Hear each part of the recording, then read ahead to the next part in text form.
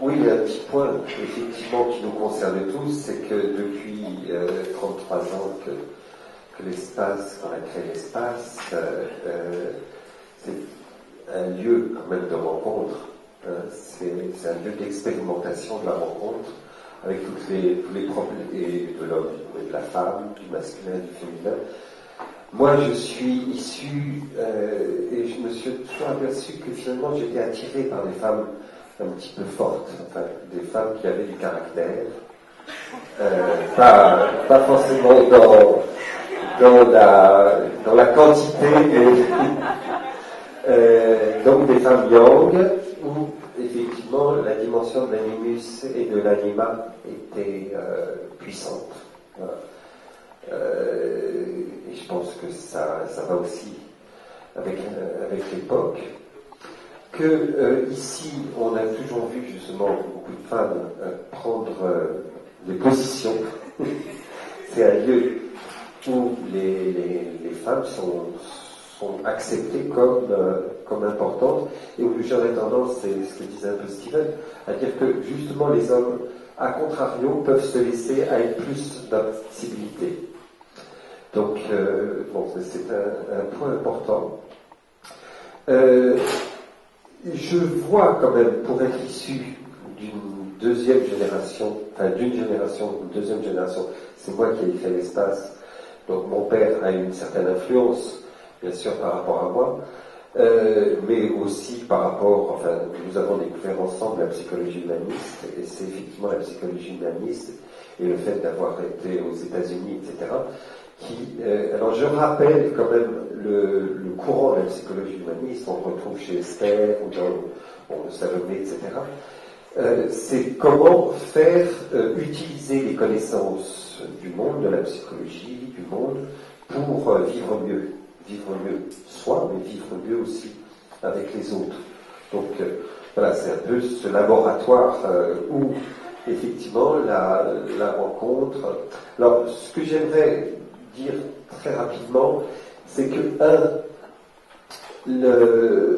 on est dans un monde depuis une trentaine d'années, une quarantaine d'années, il suffit d'ouvrir un journal comme Elle ou n'importe quoi, ou tous les bouquins de développement personnel, où il y a des milliers d'injonctions.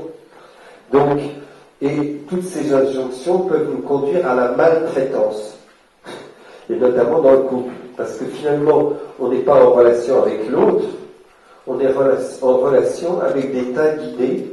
Par exemple, les gens qui sortent, on l'a vu, qui sortent de séminaires, de coaching ou autres, ou qui ont lu un bouquin, souvent c'est dire « respecte-moi, je ne me sens pas respecté ». Enfin, il y a une espèce d'égo trip.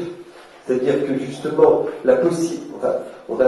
on en sort un petit peu, j'ai l'impression, pour ceux qui ont travaillé, on sort de ça, mais finalement, c'est l'arbre qui cache la forêt, c'est-à-dire qu'on est coincé très souvent par une image de la relation où finalement le prince charmant n'a jamais été aussi fort et les fausses idées sur soi. Bon, c'est pour ça que c'est quand même l'image de la reconnaissance. Et effectivement, il y a une fausse reconnaissance. Reconnais-moi, alors que je ne me reconnais pas moi-même, par exemple. Et comment redescendre dans l'être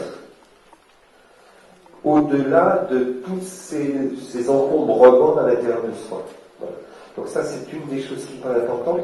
L'autre, c'est le problème de l'éros, de la vie qui nous traverse et du désir, que finalement, souvent, le couple est vécu comme l'enterrement de cela. Donc comment, justement, créer des couples intelligents, sensibles, ouverts, qui aussi savent poser des frontières.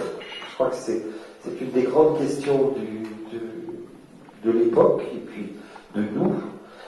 Et là, ça se questionne et ça s'appelle.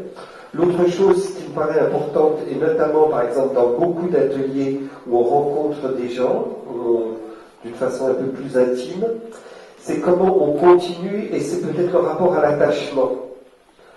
En fait, c'est Bowlby qui a beaucoup travaillé ça en termes de l'enfant, par exemple.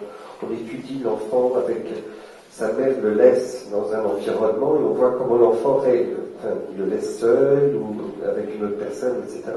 Et en fait, on voit qu'on réagit à l'abandon et finalement, une des grandes peurs qu'on a tous, et peut-être, tu parlais des cadres supérieurs, etc., qui sont quand même très enfantins, c'est-à-dire qu'on a à l'intérieur de nous de grandes peurs d'abandon, et que cette peur d'abandon, elle n'est pas réelle,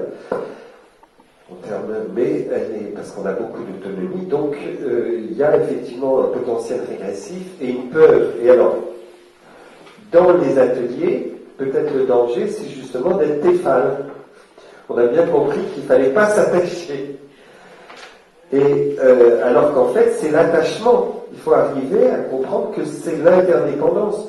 L'oralité, dans les comportements d'oralité, soit on colle complètement, on attache comme une vieille poêle là qui...